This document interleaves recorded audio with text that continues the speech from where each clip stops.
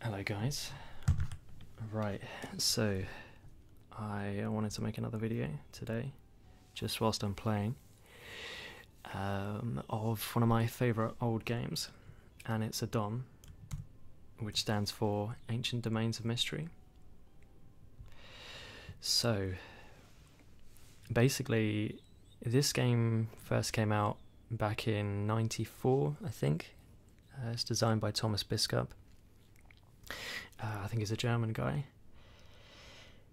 It's yeah, I've played it for a long time. Probably got it back when I was quite young. It's a roguelike game, and if you're not familiar with roguelikes, what they are, they're sort of turn-based, very basic graphics RPG games. The original game was called Rogue, which is why, hence the name. But basically in Rogue, you started off, you just had a generic character, and you just walked about, killed things, picked up loot, etc, etc. Your standard kind of RPG game. What made it so fun to play was the fact that you couldn't save the game, or you could save the game, but if you died, your save game was deleted. So you had one life, and the game was very hard. So it was very much down to the luck of the draw, effectively, on Rogue specifically. Not so much in this, because there's more to do in this, and there's places that you can train, and etc, etc, etc. But with Rogue, it was very much, you had to just go from dungeon level to dungeon level, fighting your way through, and hope that you don't come across anything stronger than yourself too early. So, yeah, this was updated recently, so it's been out for 20 years. I say recently, it was updated about a year ago with some actual graphics, or they've added tile sets, because the original graphics were ASCII graphics, if you know what they are. Basically just text graphics, effectively. So it's kind of a joke here. You would be an @ sign. Your character would be represented by just an @ sign. So you were an @ sign wandering about fighting the letters of the alphabet. Sounds stupid, but I can show you the original graphics in game. You can switch between them. So anyway, I might as well just pop in, show you what the game's all about, and we get some, yeah, give you an idea of what it looks like. But ideally, I just wanted to pop together a video because this is a fairly, as it's turn-based, you can play the game at any speed, and there's lots of writing, lots of stuff to read through. So let's generate a new character. Okay, so every time you create a new character, you're born on a specific day, which gives you a handful of intrinsic values. So yeah, you are born in the month of the sword on day 8, day 188 of the year. Aspects: combat, execution, tactics, strategy. Game effects: positive modifiers from tactics settings are increased by 10%. Costs to increase melee weapon skills are reduced by 20%. +1 to the initial learning score. So you can change your tactics settings in game, which affects your melee and missile combat. Basically, you choose to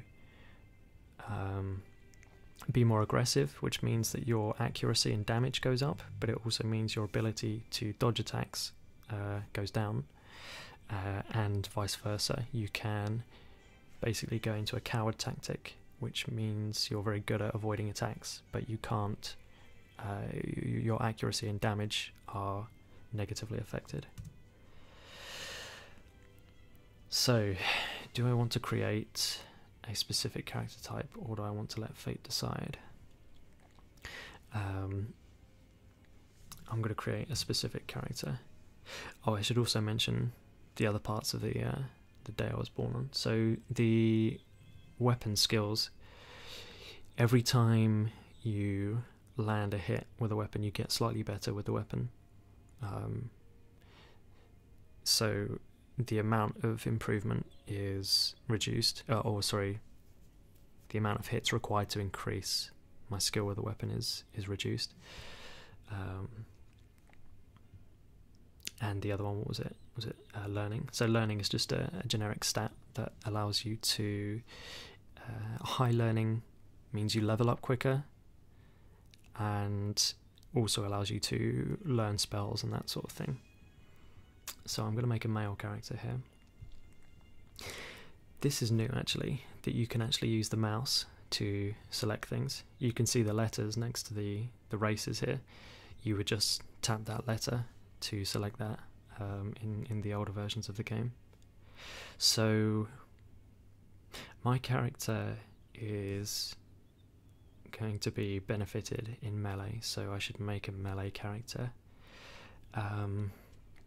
So the races that are better in melee, to be fair, they're all pretty good at fighting. Orcs are strong. Orcs are one of the stronger races. A troll is the strongest race. They have incredible strength, which is offset by having almost no learning, very low perception, just pretty much low stats in general, apart from strength and toughness, which actually makes them kind of a boring character to play. Okay, so dwarfs are also very strong, not quite as strong as orcs, but they are strong.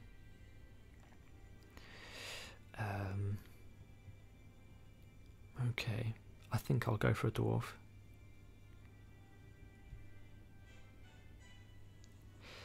Okay, so we get to choose the profession. So this will effectively change the base stats of your character, and there'll be a few class specific skills that you can use throughout the game depending on your profession. So we want a melee class, a fighting class. So there is the fighter. The fighter gets a lot of bonuses to its ability in melee and in defense. He doesn't get many stat boosts, and he has fairly low learning, but he is specialized in basically trying to kill an opponent as quick as possible. Okay, so paladins a good choice. Paladins are a cross between a regular melee fighter and a priest. So paladins, as well as being trained in fighting and are fairly good fighters, they also have access to spells and that sort of thing to sort of boost their abilities. They also start off with incredible equipment. Rangers are good.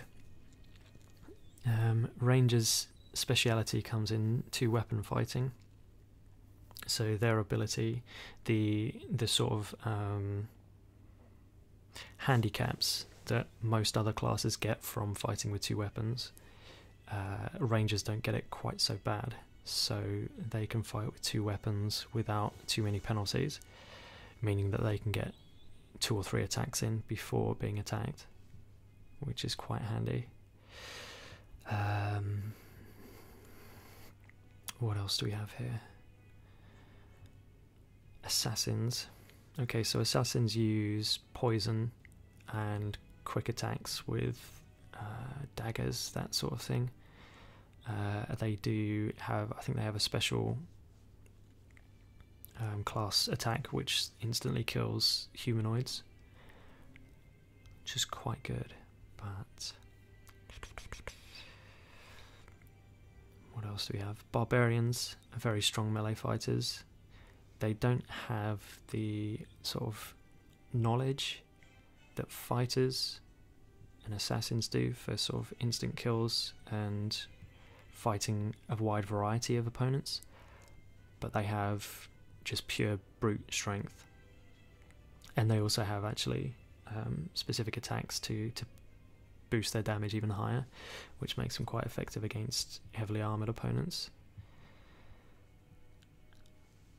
Okay, I think I'm going to go for a paladin. That should make the early game quite easy for us. And I don't really want to get killed.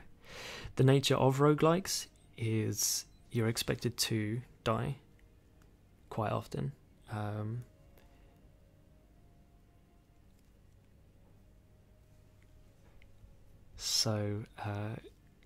Yeah, you can play through the game quite a few times and expect to die, and just start again from scratch.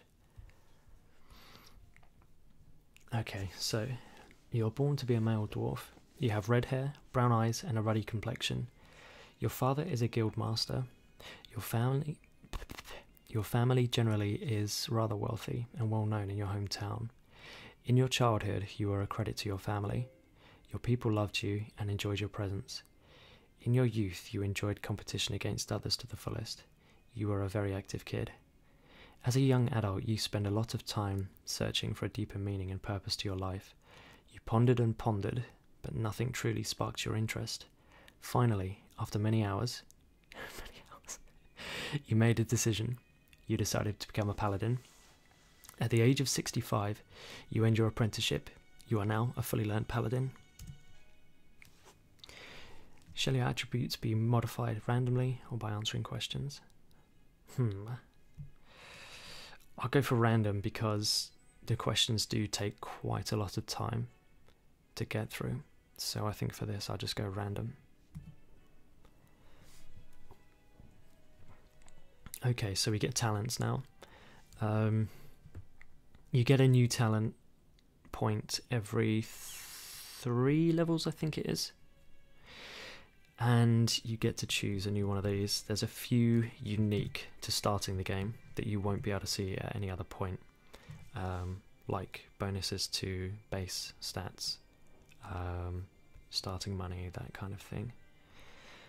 So the one I always go for, the one I always go for is alert. It's somewhat pointless in itself, the bonus to perception. But what it does allow you is a few talents later on that allow you to find more items and that kind of thing, which is fairly useful in the game. So I'm going to go for alert. What is your name? Okay.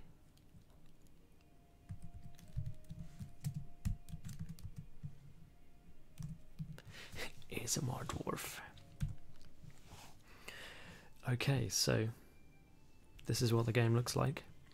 So this is it with the new graphics, the new tile set. So I'll show you what it looks like for a little while as we move around. This is the sort of world map that I'm on now. So every step I take here takes about an hour or two. And I can check how far or how long I've been in game on this panel. So you can see I took one step there and it's been just over an hour. So here's all my my character stats. Strength, learning, willpower, dexterity, toughness, charisma, appearance, mana, and perception. So I won't go too deep into what they all do, but strength basically affects your damage and your carrying capacity. Learning, I think I mentioned before, was learning spells and leveling up.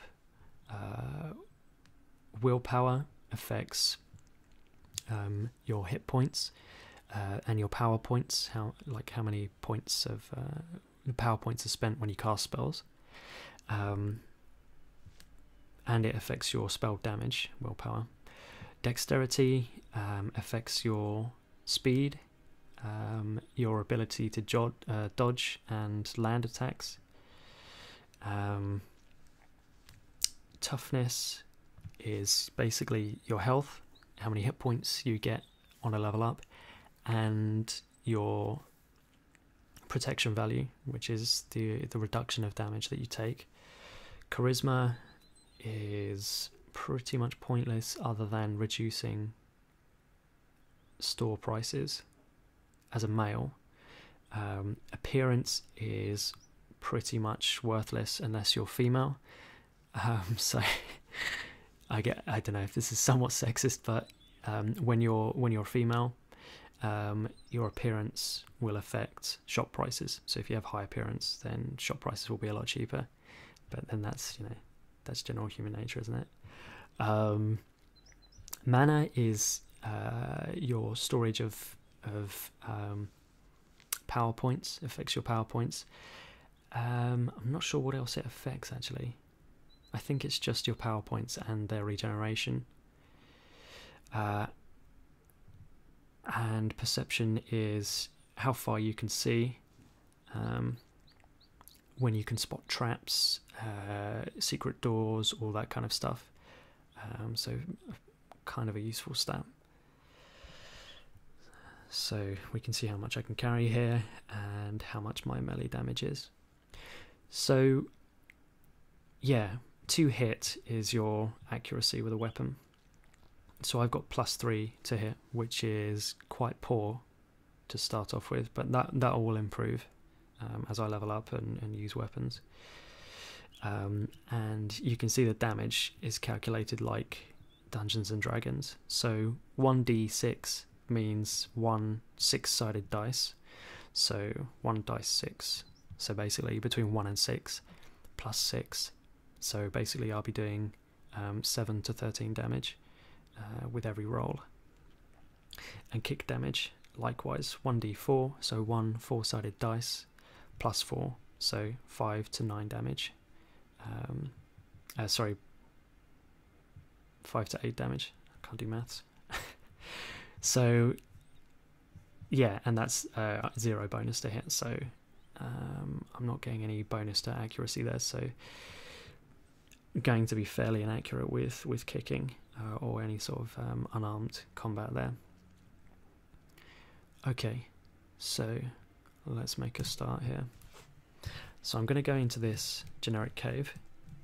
This is the tutorial cave, but it looks like you can just jump in here anyway. There's a bow and some arrows you can pick up here, so it's useful to get a weapon, a ranged weapon that you know is going to be uncursed, and quite a few missiles to go with it. So you enter a rather unremarkable cave complex. An easy wind is going, and you feel that life is rife with new experiences to make.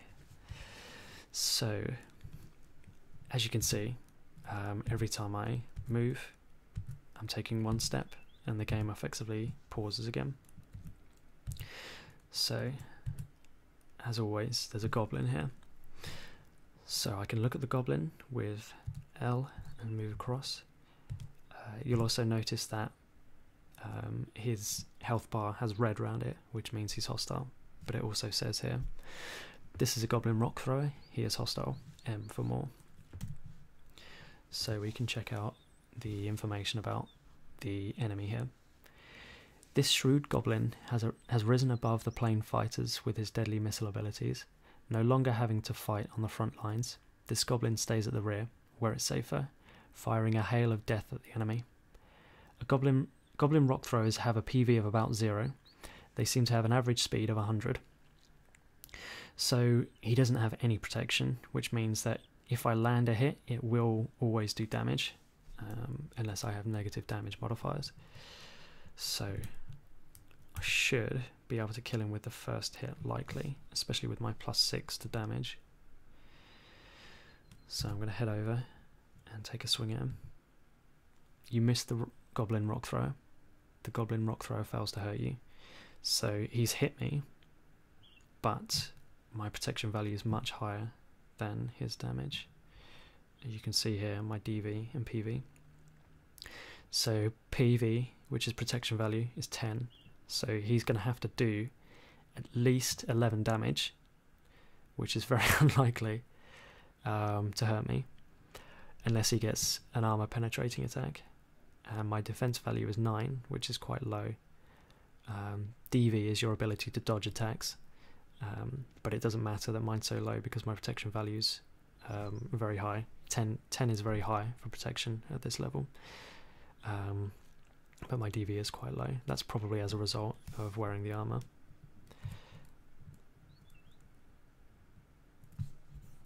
Okay, so I'm going to take another couple of swings at him. You hit the goblin rock throw and transform him into a mangled heap. So that's basically saying I did quite a lot of damage there over his hit points. Several items are lying here, so I can pick up the items on the floor. We have a misty potion. I'll pick that up, and a scroll labelled Esnetwopinmo. So everything is basically unidentified when you first pick it up. So I don't know what anything I've picked up here is until I identify it. And these names, the Misty Potion and the label of the scroll, will change with every game type, so you can't just memorize what they are. Oh yeah, I didn't look at my inventory, did I? So as a paladin, you start off with good equipment. Apparently you're equipped by your church or whatever. So a horned helmet with +1 to defense and +1 to protection. So it slightly improves my ability to dodge attacks and reduces my damage by 1. Plate mail. So in the regular brackets is going to tell me the effect to my attack. So this is -2 to my accuracy with weapons, melee weapons, and -4 to my accuracy with missile weapons. Also, it's reducing my ability to dodge attacks, -2, but it's increasing my protection value by 7. So quite a lot of loss, but the bonus to protection value is much more valuable, especially at this level. So I have a battle axe with +1 to accuracy, and it has a 1d6 +2, so 3 to 8 damage is the base damage. You notice that my damage is higher, and that'll be as a result of the strength modifier. So I've also got some gauntlets, which reduce my melee accuracy slightly, but increase my protection by 1. And some iron boots, which again, in the square brackets, so they reduce my ability to dodge, my DV, but improve my protection value. And what else am I carrying here? So I've got a holy symbol. You can use the holy symbol to pray, which increases your piety or your standing with your god, or you can use it to turn undead, which basically kills undead or makes them flee in the area. That completely depends on how pious you are, and you won't have any piety when you first start, or it'll be very low. So my god's not going to help me at the moment. Well, he'll help me once.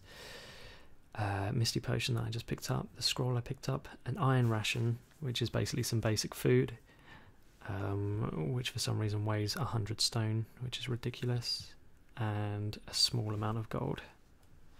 And obviously gold is just used for paying for stuff at shops, or you can sacrifice it to your god to improve your standing, which is normally more valuable. It's normally more worthwhile doing that than buying stuff in shops. Okay, so let's head through this cave system here.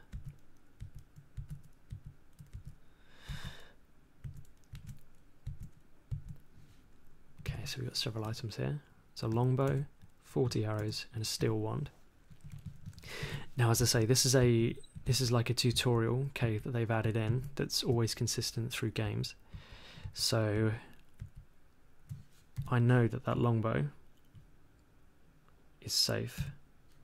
It's not cursed, and it has a +2 to attack and a +2 to damage. So it's a good bow.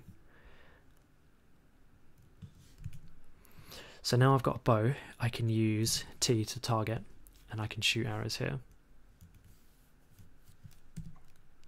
Now this Minotaur is incredibly strong, which is weird this early on, but I guess for the tutorial it's a matter of training up your archery and using one of the wands.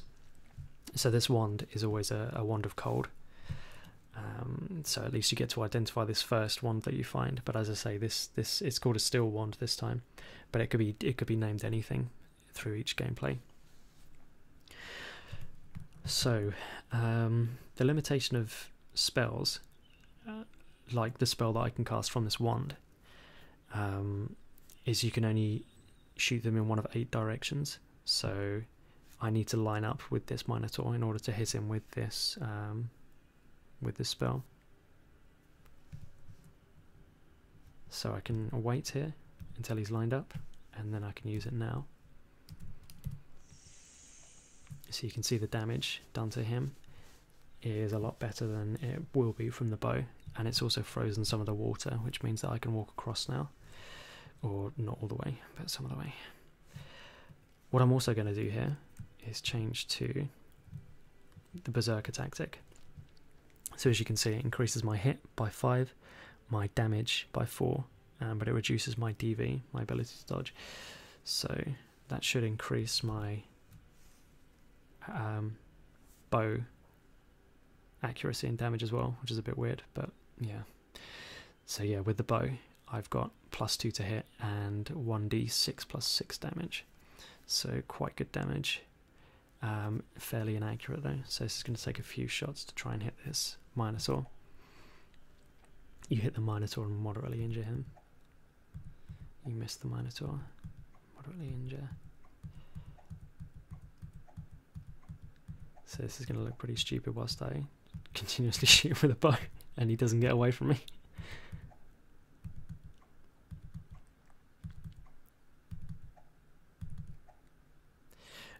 Okay, so you can see here, you hit the Minotaur and severely injure him.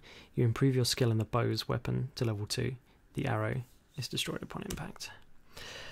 So if I look at my weapon skills here, my ability with bows is improved, so my accuracy is now +4 and my damage is +3 with bows.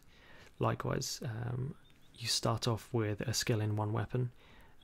So with axes I've got +2 here, +2 to accuracy and +1 to damage.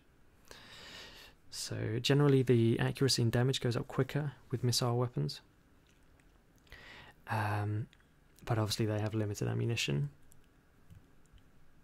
especially when they, the ammunition gets destroyed on impact. So I'm going to continue shooting at him now.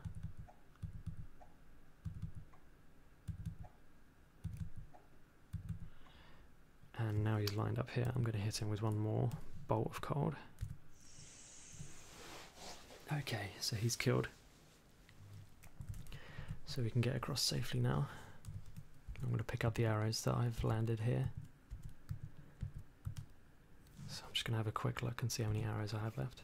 So I've lost 12 arrows, but that's fine because I've gained some skill with the bow.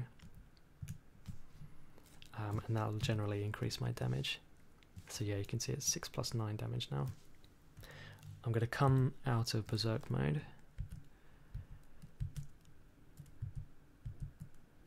because it's only really useful every now and again. Now I think there should be a trap here. Ah, yep, stood straight on it. Okay, it was only a water trap.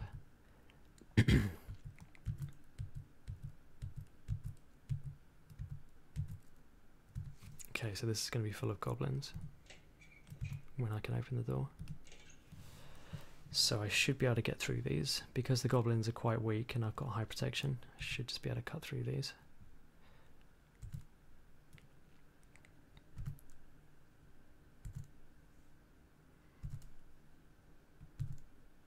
So you can see every time I take an attack, everyone moves, you get the description of what's happening at the top. You hit the female goblin and transform her into a mangled heap.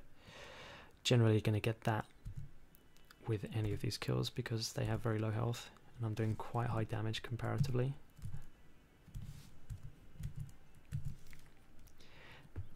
Let's open this door and go through. Now one thing I've learnt from playing this game for a while is always open doors diagonally, because sometimes traps fall straight in front of the door. So if you do it from sideways or from diagonally, then you'll be able to avoid those. Okay, so we're going to leave this cave complex now, and we're back on the world map. So I'm going to follow the road down now.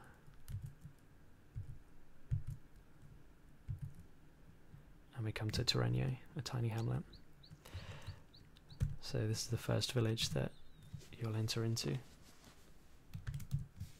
So you enter Terrenier, a tiny hamlet consisting of a few primitive cottages, a shop and a village hall. Trees grow peacefully between the small homes of the populace. You feel at ease. So, yeah, there's just going to be all sorts of villagers hanging around here. And this is the first place that you can actually pick up some quests in the game. So what I'm going to do, I'm just going to look at my stats, or my skills rather here. So you get a whole handful of skills. These are dictated by your class and your race. So being a dwarf and a paladin has given me these stats, or these skills rather, sorry. So one skill I am missing, which is quite desirable, is herbalism. Herbalism allows you to, funnily enough, pick herbs. But with those herbs you can improve your stats, cure sickness, cure injuries, a whole bunch of good stuff. So I'm going to take a specific quest to get that skill, and I'm going to need to speak to the priest, or druid actually, in the middle of, here he is, of the village here. So I'm going to have a chat with him. You talk to Guth Alak, the druid. Recently we have been plagued by the attacks of an evil sorcerer. He once was He once was a brother of my order, but now he has fallen to the dark powers. He is a black druid corrupting the powers of nature and twisting them to suit his darker needs. His name is Keithrax. Find him and defeat him. He has set up his headquarters in a sinister cave to the southeast. If you return with success, I'll reward thee. So, this is my first quest, to go and kill the black druid Keithrax. Now, Keithrax is pretty solid. Unfortunately, this quest is much harder than the alternative quest given by the village elder to save the carpenter, but the reward for that is healing, and I already have the healing skill, which is one of the most useful skills in the game. It basically it gives you health regeneration, which is essential basically, otherwise you'd have to rely pretty much purely on your character's natural regeneration, which is terrible, or healing potions, which are fairly rare. Okay, so I'm just going to pop into the food store here, pop into the local supermarket. Munzip, the human shopkeeper, booms, "Welcome to Munzip's magnificent Munchies Mall." So let's have a quick look around what he's got to offer. Probably just rations. Large ration, large ration, ration. So you can see the prices up the top. If I pick one of these up, they're all 24 gold pieces. So you see this one's worth more. This one's 31 gold pieces. Now, that, because they're all the same item, but this one's worth more, it indicates that this one is blessed. Now, it doesn't say that, but the shopkeeper knows, and that's why he's valued it higher, and it's obvious for me as a player that it's worth more as a result of it being blessed. So blessed food does fill you up more, so it is worth getting it for the slight price increase. So I'm going to pay for this large ration. Do you want to pay? Yes, I do. He's all happy. And actually, whilst I'm in here, I might have a quick chat to the dragon. You talk to Blup, the baby water dragon. Blup, the baby water dragon, squeaks, "Mummy." Okay, so he's not actually going to give me a quest here. Okay, but he gives you the indication that he's looking for his mum. And there is a quest. Oh, I don't think it's actually a quest, but you can find his mum, which I've never done. It's a fairly late game, or sort of mid-game quest. And even though I've played this game for years, I'm still pretty bad at it. And this is going to be one of the instances where we find out if I'm going to be lucky or not. So I'm going through the forest at the moment. You encounter an orcish patrol. Do you want to evade this encounter or fight? So I'm going to evade, as I'm only level 1. And here we go. I don't get away. So I'm now going to be surrounded by orcs.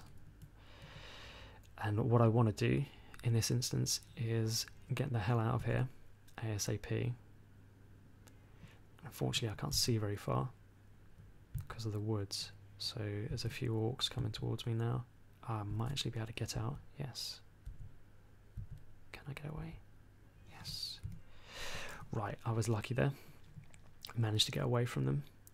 But if I would have had to fight them, might not have made it. So we're looking for the sinister entry here. Sinister cave entry. Yeah, a sinister cave entry. The light of the moon and the stars slowly seems to dissolve the clouds. Okay, so it's nighttime. Right, so we're inside the sinister cave where Keithrax resides. We need to find him. So we have another goblin rock thrower here. I'm just going to attack him. Okay, so I killed him and I've leveled up. So I get to choose a bunch of skill ups on my skills. So you can see my skills, my skill ratings at the moment, and you can see their maximum currently and the roll, the advancement roll that I get on it.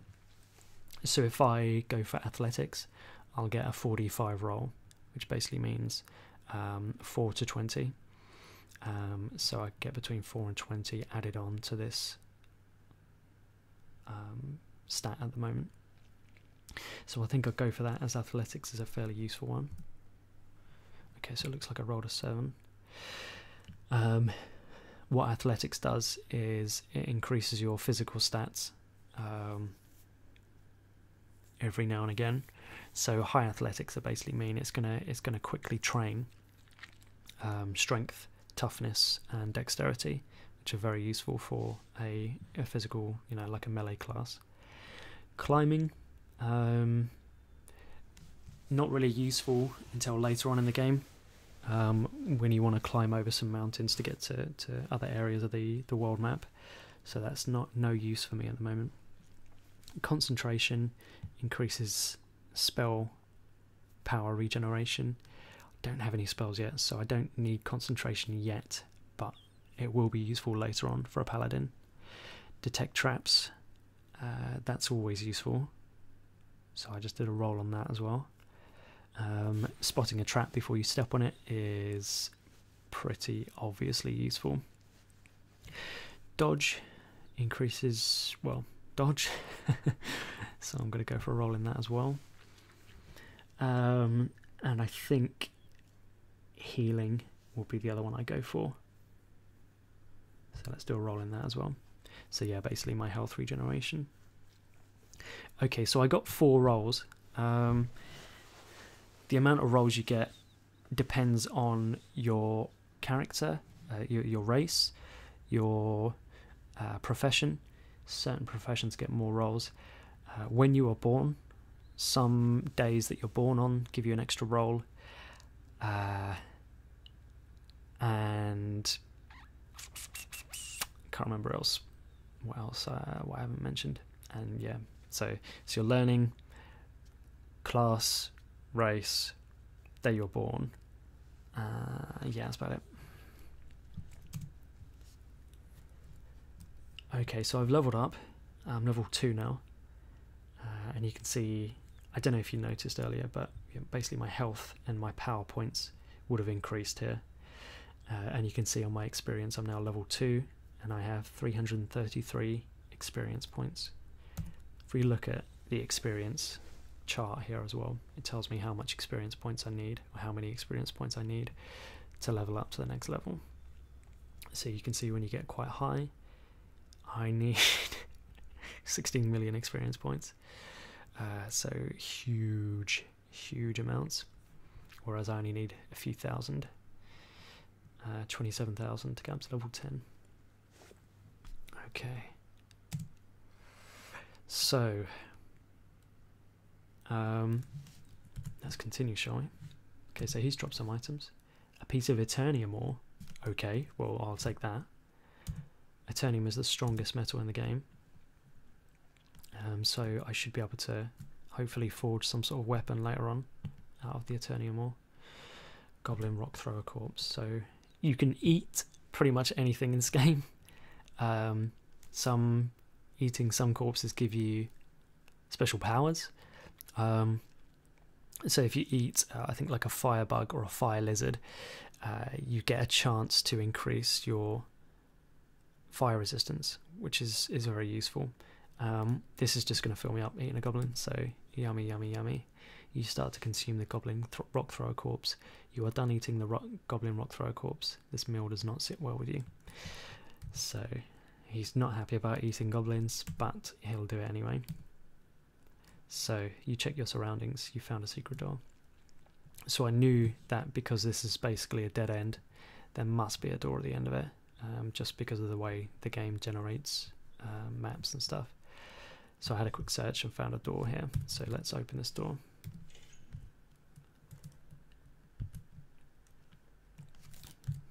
Okay, so we have an orc here. Beauty won't help you survive. Strength and toughness will. Something like this must have crossed Grumsh's mind when he created the race called orcs. The pig-faced orcs live in an extremely harsh environment. When there are no enemies to be fought, they fight each other. This selection combined with their fast reproduction rate makes the orcs one of the strongest and most diverse humanoid race known. Yet they are as wild, and most of them, primitive and stupid as they are strong. What stopped them from being that stopped them from being a real threat to civilization in general. They tend to wear everything they can lay their hands on. Orcs have a protection value of about 0. An average hit causes 1 point of damage. They seem to have a speed of 91 to 100, 96 on average. They use missile weapons. So all of this information that appears here is based on your character's experience of them. So far I've only seen that they have no protection and they cause 1 point of damage, probably because the first attack that hit me did 1 point of damage. And he's got slightly more varied information on speed because I've now seen this new orc moving and he looks a bit faster, or a bit slower than the previous one. So after I fight him, we should have a bit more information on sort of how much damage they do.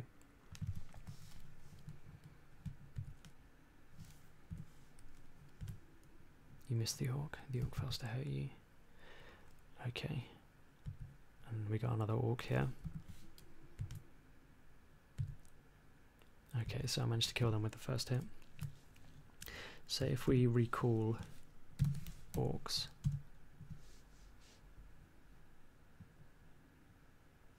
Okay, so it still looks like they only do 1 point of damage.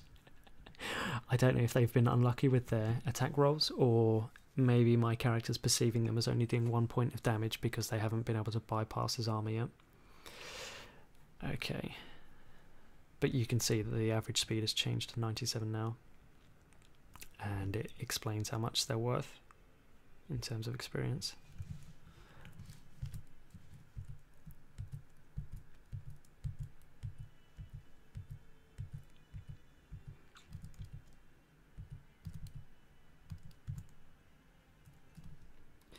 There seems to be a shifting breeze in this room.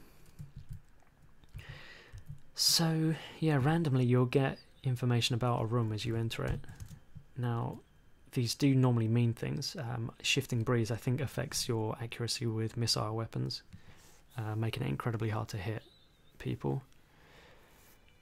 Okay, so we've got another goblin rock throw here. There we go. And another corpse. So I'm going to chow down on some goblin. That's some good goblin.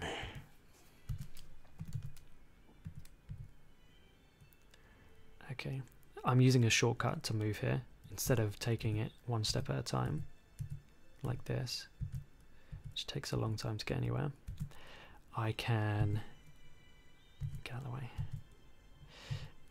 I can basically say move, keep moving until something interesting happens. So I got to a crossroad here, and another crossroad here, or if I meet an enemy or something like that, I'll stop as well.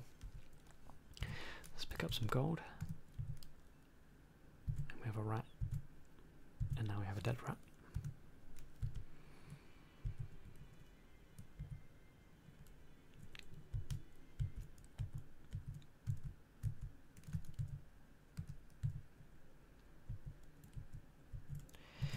Okay, so there's going to be quite a lot of fodder enemies wandering about, like rats and that kind of thing, to help you train.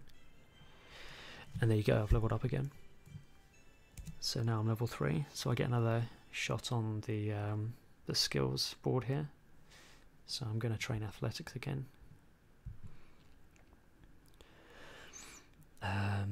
What else shall we have a look at? Dodge. Okay, so the roll's quite high for dodge at the moment, and I can only gain a maximum of 7. So I don't want to waste a roll on that. When you do a roll, the roll quite often goes lower, so I don't want to waste points upgrading something if I don't get the full benefit of it. First aid is useful. If you've been injured, you can use first aid to recover a few hit points straight away, if you're successful. And it stops bleeding and poisoning, that kind of thing. So let's do a roll on that. Okay, lovely. Let's go for healing as well. And what shall I spend my last one on?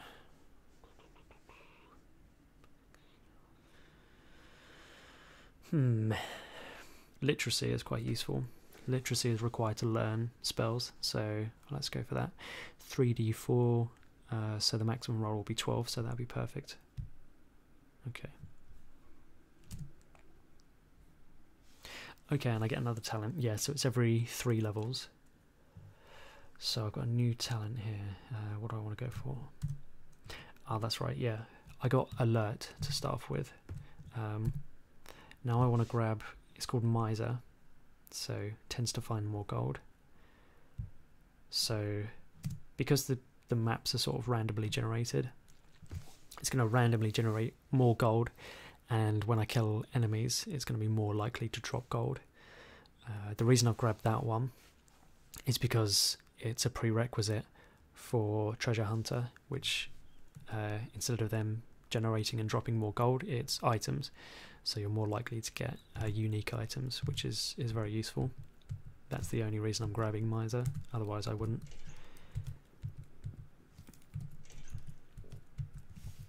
Okay, so we've got the downstairs here. Pop down.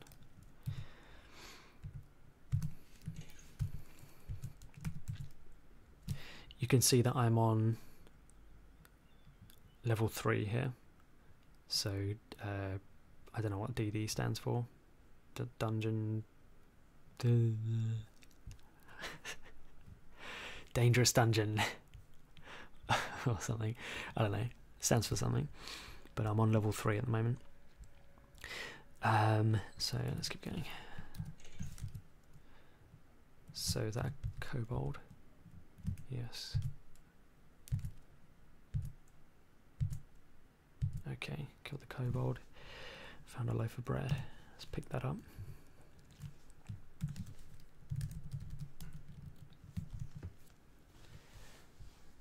Kobolds. A demented little creature that looks like a cross between a malnourished goblin and a small yappy dog. Most other Ancardian races view kobolds as semi-sentient vermin and treat them accordingly. Kobolds, for their part, do nothing to dispel this view. Kobolds seem to have a DV of 12. They have a PV of about 1. They seem to have 1 hit point on average. That's pretty poor. Usually they attack 1 time. And they have an average speed of 96. 26 experience points. Okay. So fairly weak, more stock enemies. Okay, so this door's locked.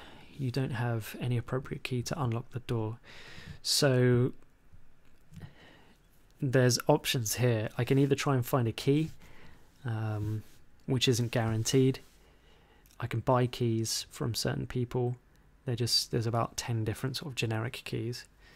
So if I look at this door, yeah, it's got a triangular lock, so I need a triangle key.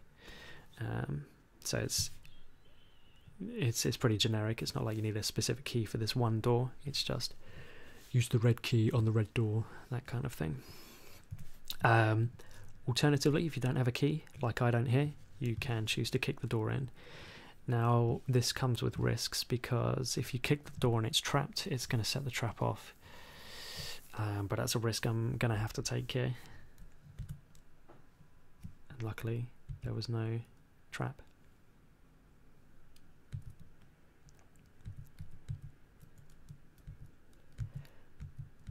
Traps vary from, well, that was a trap. That was a teleport trap. You can see it's green. And it's just teleported me over. Oh, that's just reminded me, actually. I never showed the original graphics of the game. So if I hit F10 here, bam. Amazing. This is what the game used to look like. So these are what ASCII graphics are. So as you can see, I'm an @ sign here. This trap is the arrow pointing up. I'm not sure what you call that. The walls are hash signs. The door, or open door, is a slash. If I close the door, it's a plus sign. So still got all the sound effects and everything. That's so cool. But yeah, this is what the game used to look like. Very, very basic, but it still functions in the exact same way. So we've got door here. Open the door. Haven't got an appropriate key. I'm going to give that one a miss for the time being. I'm going to have a look over here. So yeah, this is what a rat looks like. A giant rat. He is hostile. He is not injured. So the game plays out exactly the same way, but just with incredibly basic graphics. So I'm going to switch back now because I don't miss these graphics. Oh, interesting. Okay. So this room has alternating light for some reason. Okay, so I'm going to have to do this door, and I can't attack it diagonally. So I'm going to kick this door in now. Here we go. You kick the door in and succeed in activating a hidden trap. A stone block suddenly drops from the ceiling. You barely evade it by jumping backwards. Okay, so that's good. So I don't even have that high dexterity, so I got quite lucky there. Door's still locked. Let's give it another kick. Once you set off the trap, there's only ever one trap on a door. So I've kicked this door several times now. There we go.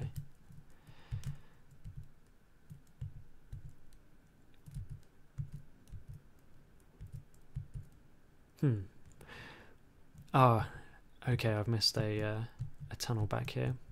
So that was kind of a bit of a waste. Huge explosion. One thing about traps is once you've seen them, you can evade them, but you can intentionally trigger them. So now I'm standing on this teleport trap. I could use it to teleport, although I don't get to choose where I'm going to teleport. That's something you have to inherit later on in the game. Okay, so we've got a goblin and a cat. So cats in the game have a semi-important role later on. You've got two choices. You can either decide to just attack cats and kill them, and you might as well just kill all the cats from there on, or you can avoid killing any cats whatsoever. So that's, you know, tigers, lions, all that kind of stuff, because there's a cat lord later on in the game, and if you haven't killed any cats in the entire game up to that point, he gives you an artifact ring, which is very powerful. Alternatively, if you have attacked cats, then you have to fight the cat lord, which gives you a huge experience boost if you do kill him. But generally it's accepted that the ring is more powerful, so it's worth not fighting cats. That's not always achievable because cats are quite fast, they're fairly powerful, so sometimes you do just have to end up fighting and killing them. But I'm going to avoid this cat and let this goblin follow me. As the cat wasn't hostile, he shouldn't be following me. Come here.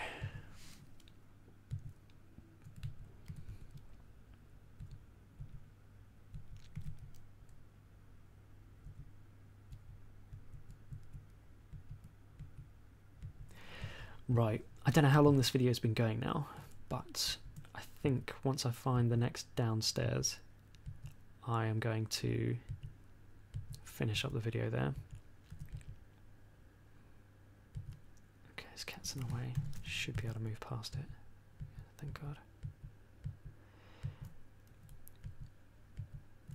Ah, it's just dead ends everywhere. That's very annoying.